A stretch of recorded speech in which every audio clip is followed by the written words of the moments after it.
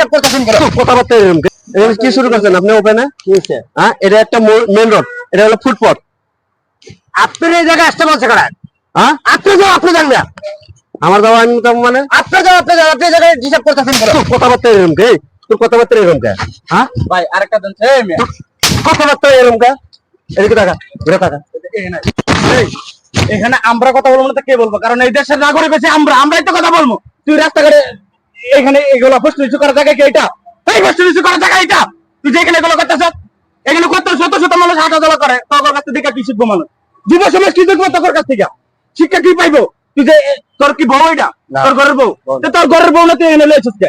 এই আপনি, উনি তো আপনার সামনে না, তাহলে আপনি কিভাবে আসলেন এখানে? হ্যাঁ, 14 ফেব্রুয়ারি পরবন দেখা যায় আপনার একটা ফুল, আপনার একটা আপনার অমূল্য সম্পদ, সেই ইজ্জত এটা তো লুটালে দেবো গা। ও তো আপনার বিয়ে করবে, তুই কার বিয়ে করবি?